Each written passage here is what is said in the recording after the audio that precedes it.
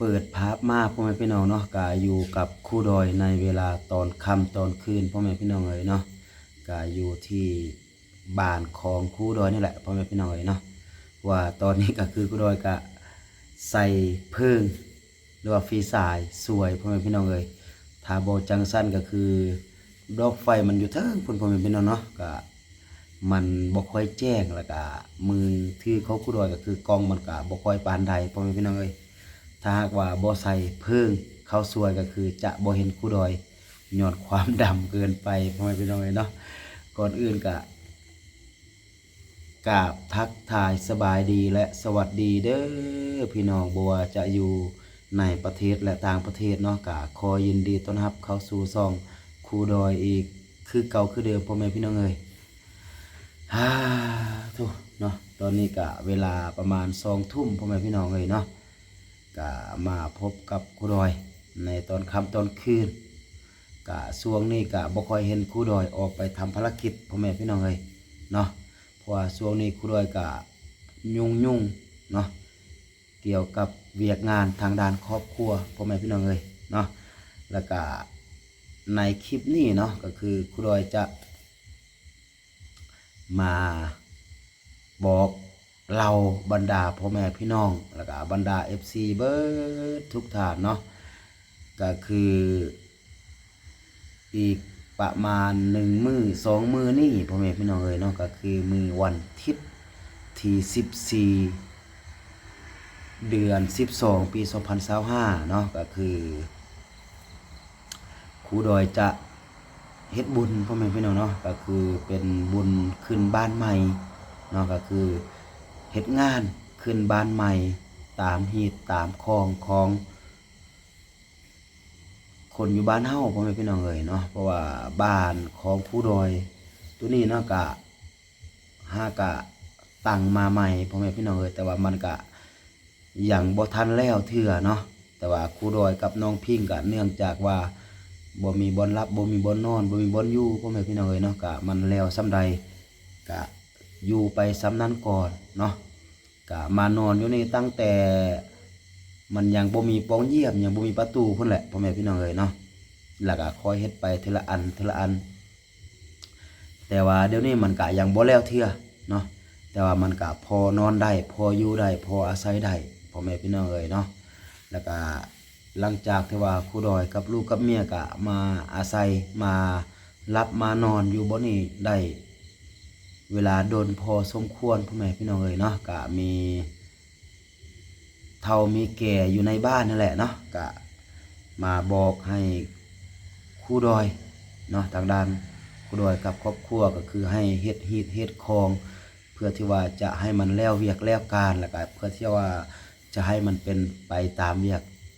ไปตามฮีตไปตามคองเนาะก็คือให้ครูดอยกับครอบครัวนี่ก็คือ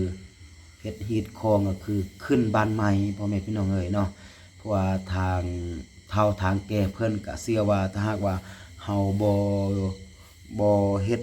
บุญหรือว่าบ่เฮ็ดงานก็คือเฮ็ดฮีตเฮ็ดคองก็คือสู่ขวัญมัดแขนสู่ขวัญตามฮีตคองที่ว่าเพิ่นเคยเฮ็ดมาเนาะถ้าว่าเฮาบ่เฮ็ดตามนั้นก็คือถ้าว่าเฮามาอยู่มาอาศัยอยู่เฮือนนี่ก็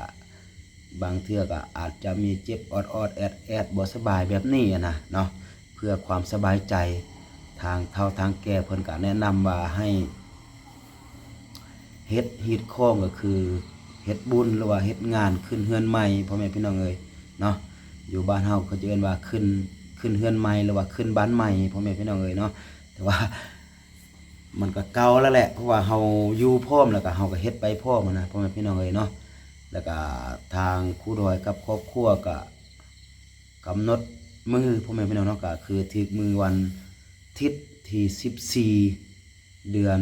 12 ปี2025นี่เนาะก็คือครูดอยกับน้องพิงเนาะก็จะได้เฮ็ดบุญก็คือขึ้นเฮือนใหม่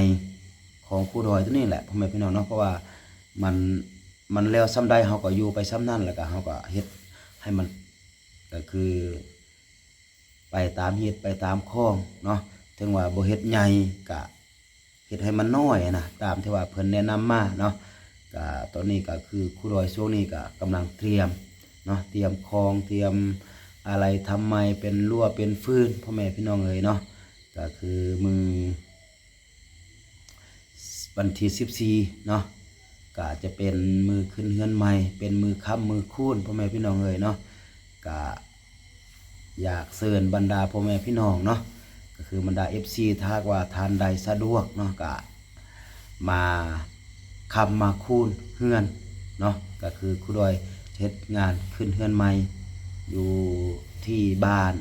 นำยอนเก่าคุมดอนฟ้องเมืองห้วยทรายแขวงบ่อแก้วพ่อแม่พี่น้องเนาะถ้าว่าทานใดอยู่ไกลหรือไกลแล้วก็ถ้าว่ามีความสะดวกก็คือมาร่วมงานมาเล่นมาม่วนน้ำกันพ่อแม่พี่น้องเนาะไปตามเฮ็ดไปตามคลองเนาะมีน้อยเฮาก็เฮ็ดไปตามน้อยพ่อแม่พี่น้องเนาะก็ผู้โดยก็คือเฮ็ดบัตรประมาณอยู่40-50คนนั่นแหละพ่อแม่พี่น้องเนาะก็บ่ได้มีภัยก็มีบรรดาหมู่คู่พี่น้องเนาะแล้วก็ทีมงานแต่ว่าก็บ่ฮู้ว่าทางทีมงานเพิ่นจะได้มาครบหน้าครบตาหรือบ่พ่อแม่พี่น้องเนาะในงานขึ้นเงินใหม่ของครูดอยตัวนี้นะเนาะเพราะว่าครูดอยก็ทางประสานงานหาทางทีมงานแล้วก็เฮ็ดบัตรให้แล้วพ่อแม่พี่น้องเนาะก็บัตรก็บ่หลายก็บ่ฮอดห้วยพ่อแม่พี่น้องเนาะ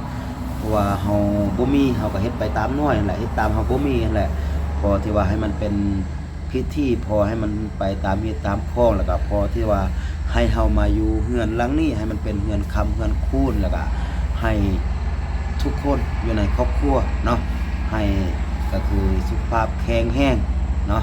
แล้วก็ค้าใดคายมานเนาะพ่อแม่พี่น้องเนาะก็เองตามเฒ่าแก่เพิ่นว่าก็จะได้เฮ็ดให้มันแล้วแล้วก็เฮามาอยู่ก็จะได้สบายใจจะบ่ได้ติดค้างไว้หยังเนาะว่าทางฝั่งลาวพี่เนาะมันจะต่างบ่ฮู้ว่าอยู่บ่อนบรรดาพ่อแม่พี่น้องอยู่จะเป็นจังไดเนาะแต่ว่าเฉพาะอยู่ทางฝั่งลาวเฮาถ้าหากว่าเฮาเฮ็ดเฮือนใหม่ก็คือก่อนที่ว่าเฮาจะมาอยู่เนาะเฮาต้องมีก็คือฮีตข้องก็คือการเฮ็ดบุญการเฮ็ดงานก็คือขึ้นเฮือนใหม่เนาะแล้วก็เฮาจึงจะเข้ามาอยู่แบบอย่างสบายอกอย่างสบายใจตามฮีตตามคลองเนาะฮีต12ของ14ตามเฒ่าแก่เพิ่นว่าถ้าหากว่าเฮาบ่เฮ็ดแบบนั้นก็คือเฮามาอยู่ตามเฒ่าตามแก่เพิ่นว่าเฮาก็จะบ่สบายใจก็จะเฮ็ดให้คนในครอบครัวบางเทื่อก็มีการเจ็บเป็นแบบนี้นะพ่อแม่พี่น้องเนาะจึงเฮ็ดตามที่ว่าเฒ่าแก่เพิ่นแนะนำมาเนาะก็เฉพาะในคลิปนี้ก็คืออยากเชิญบรรดาพ่อแม่พี่น้องเนาะถ้าว่าทานใดสะดวกเนาะก็มาร่วมยินดีมาค้ำมาคูนเฮือนของครูดอยกับน้องพิงเนาะก็คือเฮาจะได้จัดงานก็คือมือวันที่14เนาะก็เฮียนเชิญเด้อบรรดาพ่อแม่พี่น้องเนาะถ้าว่าทานใดสะดวกแล้วก็ต้องขอโทษขออภัยหลายๆถ้าว่าครูดอยเว้าไม่ยังผิดพลาดประการใดเนาะแล้วก็ครูดอยก็บ่ได้ไปก็คือเชิญก็คือบรรดาพ่อแม่พี่น้องหมดทุกคนด้วยตนเองเนาะก็อาศัยคลิปนี้เนาะก็คือเชิญบรรดาพ่อแม่พี่น้องเนาะถ้าว่าทานใดสะดวกก็มาร่วมยินดีนำครูดอยกับน้องพิงเนาะก็จะเป็นงานเล็กๆนี่แหละมีแต่ไทยบ้านพ่อแม่พี่น้องกับหมู่คู่มีหยังก็ซอกครบซอกกิมกันไปพ่อแม่พี่น้องเนาะเพราะว่าเฮาจะเฮ็ดใหญ่คือเพื่อนเฮาก็บ่มีก็เฮ็ดไปตามน้อยพอที่ว่าให้มันสบายใจเนาะโอเคสำหรับคลิปนี้ก็จะประมาณนี้นะพ่อแม่พี่น้องเนาะถ้าว่าทานใดสะดวกก็มาร่วมงานนํก็คือมื้อวันที่14เนาะโอเคสุดท้ายนี้ครูดอยก็ขออวยพรให้พรนะให้หมดทุกคนจงอยู่ดีมีแฮงอยู่ดีมีสุขเนาะคิดสิ่งใดปรารถนาสิ่งใดก็ขอให้สมดังใจปรารถนาเนาะสำหรับคลิปนี้ครูดอยต้องขอตัวลาไปก่อนสบายดี